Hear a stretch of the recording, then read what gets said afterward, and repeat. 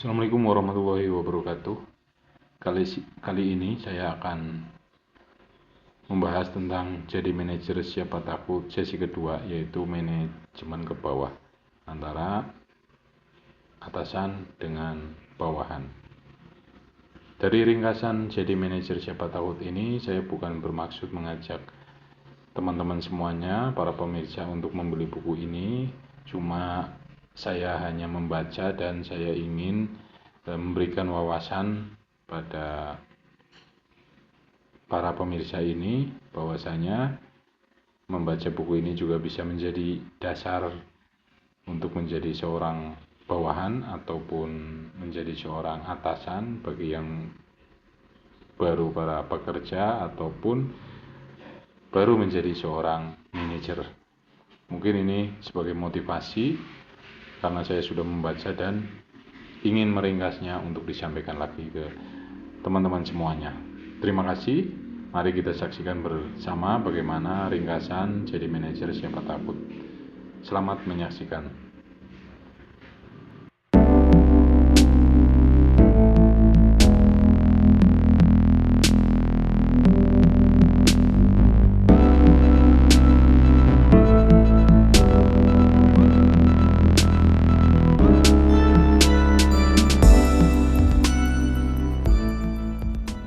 Oke, langsung saja di manajemen ke bawah sesi 2 ini.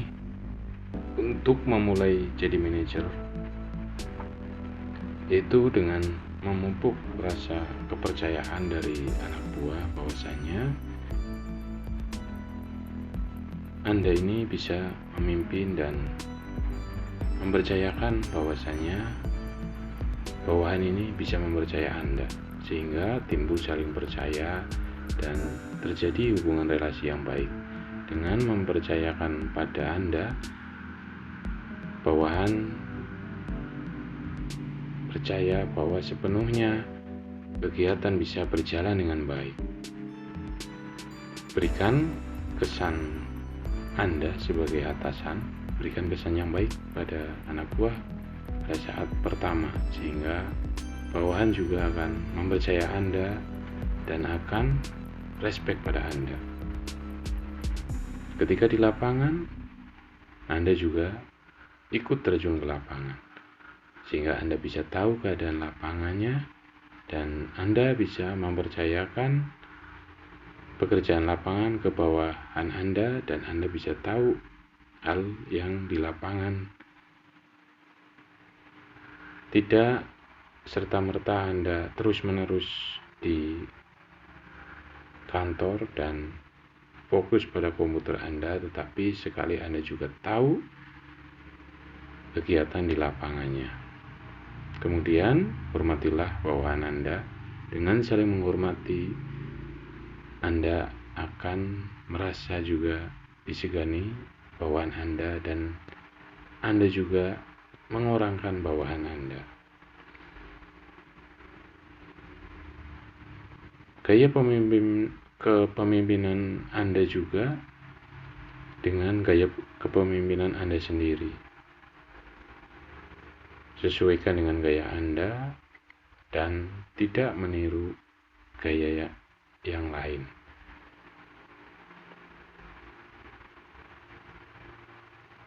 Dan sesuaikan bila bertemu bawahan yang mungkin berkepribadian keras, bisa Anda menyesuaikan agar nantinya timbul hubungan yang baik. Ketika jadi atasan juga Anda harus lebih banyak mendengar, sehingga informasi-informasi yang masuk bisa Anda gunakan sebagai bahan pertimbangan Anda ketika menjadi seorang atasan. Dengan menjadi seorang atasan yang melihat bawahan dan membimbing bawahan menuju kesuksesan, memberikan waktu bawahan untuk mengikuti pelatihan-pelatihan pendidikan yang nantinya bawahan ini menuju suksesnya dan berhasil dengan mengerjakan pekerjaan dengan baik, mengantarkan bawahan menjadi sukses, berarti Anda juga sebagai atasan ikut terbawa suksesnya. Juga sebagai atasan, bangun kredibilitas Anda dengan cara Anda percaya diri. Jadilah diri Anda sendiri, jangan meniru. Ketika atasan, ambil sisi baiknya. Ketika Anda memiliki atasannya Anda lagi, Anda ambil sisi baiknya, lalu kolaborasikan dengan diri Anda. Dengan diri Anda, sebagaimana sifat Anda, model Anda seperti apa menjadi pimpinan, agar Anda tidak dicap sebagai peniru hanya kepanjangan tangannya saja, tetapi Anda juga memiliki inovasi dan ide-ide lainnya.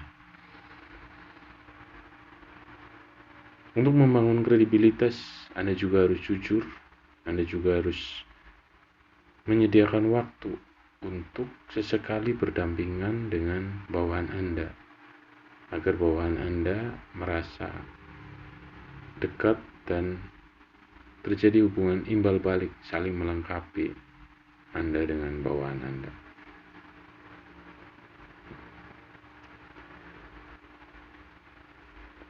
Ketika Anda berkata, juga sesuaikan dengan perbuatan Anda. Ketika Anda semangat, ya sesuaikan perbuatan Anda juga harus semangat mengerjakan sesuatunya. Ketika Anda mengatakan untuk bawahan mengerjakan sesuatu dengan baik, Anda juga kerjakan dengan baik, agar perbuatan dan perkataan sesuai. Banyak contoh-contoh lainnya yang bisa menjadi Anda, supaya antara perkataan Anda dan perbuatan Anda sesuai.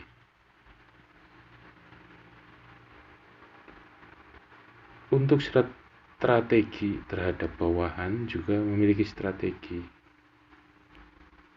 Menunjukkan percaya pada bawahan, itu juga strategi, sehingga bawahan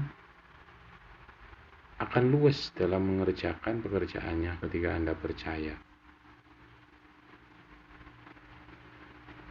Juga tunjukkan kesetiaan Anda pada tim Anda, pada pekerjaan Anda, pada bawahan Anda. Tunjukkan, sehingga bawahan Anda akan segan dan salut bahwasanya Anda ini setia pada tim dan berjuang untuk tim. Juga tunjukkan juga bahwasanya Anda bekerja untuk mereka, untuk perusahaan dan untuk mereka, sehingga mereka bisa mengerjakan dengan baik dan Anda mengorbankan waktu untuk bawahan Anda, sehingga bawahan percaya pada Anda bahwasanya Anda merelakan waktu Anda untuk membantu bawahan juga. Beri pujian ketika ada bawahan yang bekerja dengan baik, bekerja dengan maksimal, dan berikan penghargaan ketika bawahan Anda mengerjakan sesuatu dengan berhasil dan memberikan hasil yang bagus untuk perusahaan. Ketika ada bawahan yang gagal, bimbing supaya berhasil kembali, dan ketika gagal bisa diperbaiki kembali supaya bawahan Anda tidak merasa takut karena kegagalan, sedikit kesalahan bisa diperbaiki lagi. Buat suasana Anda dengan bawahan menjadi suasana yang menyenangkan, tetapi sesuai ya, agar bawahan Anda itu tidak takut, sehingga bawahan Anda merasa nyaman bekerja dengan Anda. Terus di sini juga dijelaskan bahwasanya cara perekrutan bagaimana dengan sesuai dengan kriterianya. Jangan sampai Anda yang harusnya wawancara tetapi posisi Anda tidak sesuai sehingga Anda yang akan diwawancara. Di manajemen ke bawah ini juga bagaimana mengatasi bawahan yang kurang semangat ketika dulunya semangat. Beri pendampingan agar bawahan menjadi semangat kembali, menjadi termotivasi kembali.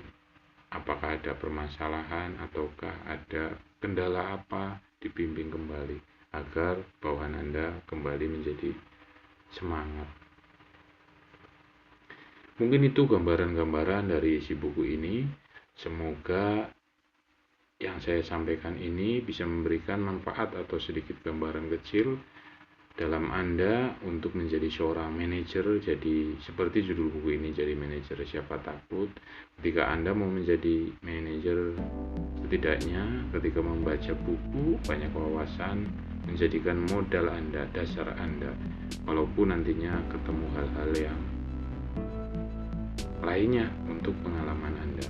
Dari saya mungkin ini sebagai gambaran dasar ketika Anda nanti berpengalaman, baik dari perusahaan kecil Anda, perusahaan toko kelontong Anda, ataupun hal lainnya di perusahaan yang Anda buat, ataupun Anda ngikut menjadi seorang manajer di tempat Anda bekerja, tentunya dengan dasar membaca buku dan membaca wawasan lainnya, mencari informasi hal lainnya, menjadikan Anda menjadi seorang pimpinan, menjadi seorang manajer yang baik, dan perusahaan ataupun tempat Anda bekerja bisa berjalan dengan baik dan terjadinya hubungan yang baik Anda dengan bawahan ataupun karyawan Anda.